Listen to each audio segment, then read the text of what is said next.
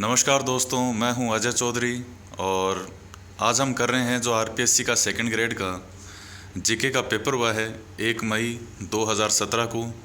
इसका जो question solve कर रहे हैं इसके, और पहला पार्ट आपके सामने मैंने पेश कर दिया है राजस्थान हिस्ट्री और आर्ट कल्चर का, जिसमें से 25 क्वेश्चन आए थे। और ये दूसरा पार्ट है, इसमें राजस्थान जियोग्राफी के 14 क्वेश्चन आए हैं और राजस्थान प्रशासनिक व्यवस्था के 9 क्वेश्चन हैं।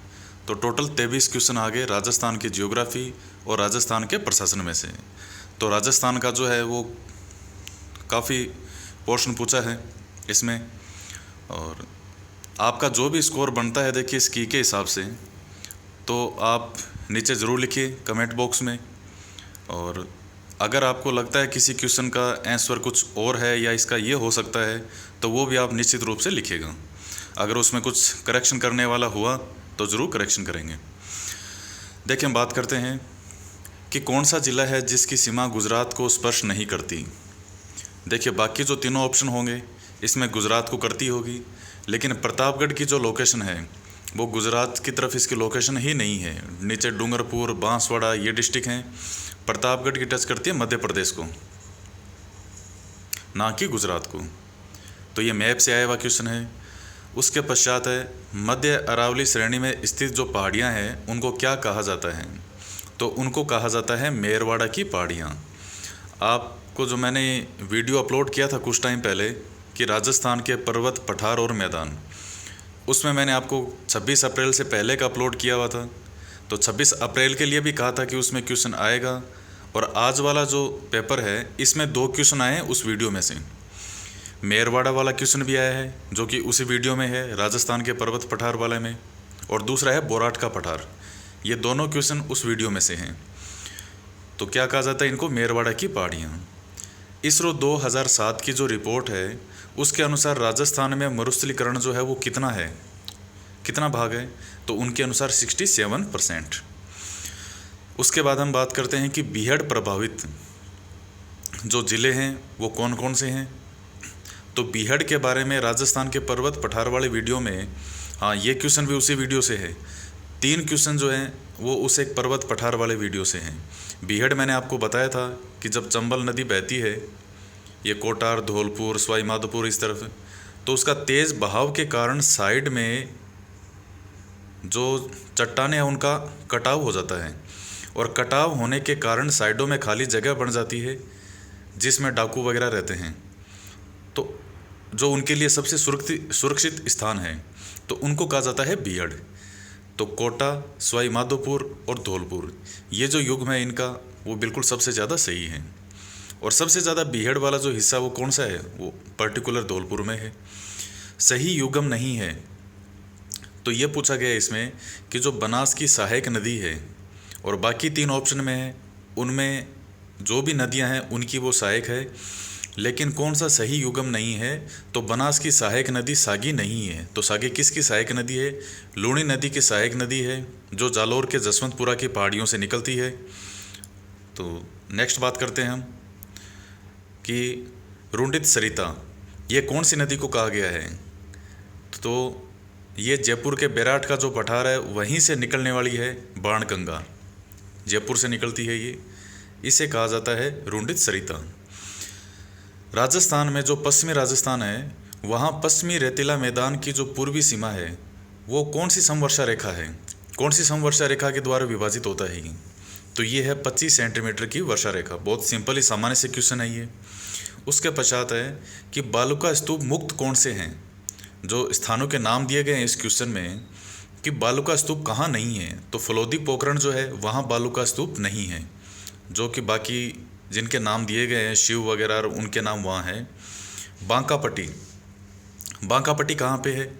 नागौर में। बिल्कुल फैक्चुअल क्वेश्चन पूछे हैं, direct line to line. Chuliya जलप्रपात कहाँ है? तो चूलिया जलप्रपात है चंबल नदी पे, भैंसोटगढ़ में। अब हम उसकी बात, नेक्स्ट क्वेश्चन की बात करते हैं कि थार मरुस्थल में कौन सा बालूका स्तूप का प्रकार नहीं है? तो यह है गोराउट। ये कोई प्रकार नहीं होता बालूका स्तूप का। नेक्स्ट क्वेश्चन की हम बात करते हैं कि लूनी नदी के प्रदूषण का जो प्रमुख सोर्स क्या है? तो वो है रंगाई छपाई। आप जानते हैं बाड़मेर वगैरह में अजरक प्रिंट वगैरह ये जितने प्रिंट होते हैं तो उनमें रंग का सबसे ज़्यादा प्रयोग होता है। तो सबसे ज़्यादा जो रंग है वो बहाए जाते हैं पानी में, और उस वजह से लूनी जो है वो प्रदूषण का मेन कारण है रंगाई छपाई। नेक्स्ट क्वेश्चन की हम बात करते हैं कि जो बोराट का पठार है वो कहाँ है। तो ये वीडियो मैंने मैप के माध्यम से आपको समझा रखा है, चार्ट बना करके यूँ कि यहाँ कुंभलगढ़ है राजसमंद में और उदयपुर में है गोगुंदा। तो इन दोनों के जो मध्य का भाग है वो कहलाता है बोराट का पठार। नेक्स्ट क्वेश्चन की बात करते हैं कि राजस्थान में जो सर्दी की वर्षा है उसे क्या कहा जाता है, ये सभी जानते हैं, उसको कहते हैं मावठ। तो ये राजस्थान की ज्योग्राफी से संबंधित क्वेश्चन थे। और अब जो नेक्स्ट क्वेश्चन की हम बात करते हैं वो है राजस्थान की प्रशासनिक व्यवस्था से संबंधित क्वेश्चन। 1 नवंबर 1956 से पहले राजस्थान का जो राज्य प्रमुख है उनको क्या कहा जाता था। तो जब राजस्थान का जो एकीकरण होता है उसमें आपने पढ़ा हो कि जो 4 चरण थे स्टार्टिंग के, और उसके बाद 7वें चरण तक उनका नाम वही रहता है। तो जो राज प्रमुख हैं, जितने भी राजा महाराजा थे, उनको राज प्रमुख नाम दिया गया था। ये था राज प्रमुख। और इसके बाद 1 नवंबर 1956 के बाद इसको क्या कहने जाने लगा, तो उसके बाद कहने लगे राज्यपाल। तो इससे पहले क्या कहते थे राज्य प्रमुख को, राज प्रमुख कहा जाता था। उसके पश्चात है राजस्थान मानव अधिकार आयोग जो है, और उसके सदस्यों की नियुक्ति है वो कौन करता है, वो नियुक्ति करता है राज्यपाल। किसकी सिफारिश पर, सीएम की सिफारिश पर। एक समिति होती है, उस समिति की सिफारिश पर करता है, और उस समिति का अध्यक्ष कौन होता है, तो वो अध्यक्ष होता है मुख्यमंत्री। उस वक्त जो भी मुख्यमंत्री होगा वही होगा सीएम। नेक्स्ट क्वेश्चन है कि राजस्थान सचिवालय जो पुनर्गठन समिति है 1969, इसके अध्यक्ष कौन थे, तो इसके अध्यक्ष थे मोहन मुखर्जी। क्या था, राजस्थान सचिवालय जो पुनर्गठन समिति है 1969, इसके अध्यक्ष कौन थे, मोहन मुखर्जी। उसके बाद हम बात करते हैं कि राजस्थान मानव अधिकार आयोग ये कब आया था अनुशंसा में, तो ये 18 जनवरी 1999, इस दिन इसकी अधिसूचना जारी हुई थी। हालांकि जो इसका सही टर्म है वो ये है कि इसके लिए अधिसूचना जारी कब हुई थी, तो 18 जनवरी 1999। नेक्स्ट बात करते हैं, राजस्थान के मुख्य सचिव को अवशिष्ट वसीयतदार कहा जाता है। क्या क्वेश्चन है कि राजस्थान के मुख्य सचिव को अवशिष्ट वसीयतदार कहा जाता है।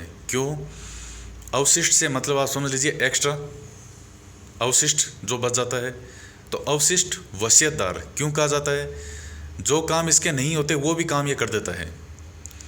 तो ऑप्शन में क्या था, वह ऐसे सभी कार्य करता है जो विशिष्ट रूप से किसी सचिव को आवंटित नहीं किए जाते। तो ये काम फाइल के रूप में वैसे नहीं होता है, इसलिए इसको अवशिष्ट वसीयतदार कहा जाता है। नेक्स्ट क्वेश्चन की हम बात करते हैं कि राज्य का जो मुख्य सचिव है उसके कार्य क्या होते हैं। तो देखिए उसमें ABCDE 5 ऑप्शन थे, उनमें से ABCD 4 ऑप्शन सही थे। एक ऑप्शन था कि वह राज्य का प्रधान होता है। राज्य का प्रधान मुख्य सचिव नहीं होता, ये ऑप्शन गलत हो जाएगा। इसके अलावा बाकी जो भी ऑप्शन है वो सारे सही हैं। उसके बाद हम बात करते हैं कि राज्य प्रशासन का विधिक प्रमुख कौन होता है। विधिक से मतलब यहाँ हो गया लॉ से मतलब है, विधिक रूप से या विधिक प्रमुख कौन होता है, तो वो होगा राज्य का महाधिवक्ता। जो महाधिवक्ता होता है वो राज्य का विधिक प्रमुख माना जाता है। उसके बाद जो राजस्थान के सीएम रहे हैं उनके सबका कार्यकाल पूछा था और उनको मिलान करना था। जगन्नाथ पहाड़िया का रहता है 1980 से 81, बरकतुल्ला खां का रहता है 1971 से 73, मोहनलाल सुखाड़िया का रहता है 1954 से 57, और भैरव सिंह जो शेखावत हैं उनका रहता है 1977 से 80। उस टाइम जो जनता पार्टी की सरकार आई थी सेंटर में, तो उसका प्रभाव यहाँ भी था, तो भैरव सिंह जी ये सीएम बन गए थे यहाँ। उसके बाद में नेक्स्ट क्वेश्चन की हम बात करते हैं कि इनके कार्यों का मिलान करना था। जो शासन सचिव होता है उसका काम होता है नीति का निर्माण करना, परियोजना अधिकारी का काम होता है कार्यक्रम का क्रियान्वयन करना, एग्जीक्यूट करना प्रोग्राम को। अनुभाग अधिकारी जो होता है इसका काम होता है संपूर्ण पर्यवेक्षण, सुपरविज़न काम होता है इसका। और जो सहायक होता है इसका काम होता है नैतिक लिपि के कार्य। तो ये मिलान करने थे, तो ये सबके बिल्कुल यही होंगे जो मैंने सामने लिखे हैं इनके। तो इस प्रकार से ये जो सेकंड पार्ट है इसका ये कंप्लीट होता है, और इसके बाद में हम नेक्स्ट पार्ट में इसके जो आगे के क्वेश्चन हैं वो सोल्व करेंगे। तो मिलते हैं नेक्स्ट पार्ट में। धन्यवाद।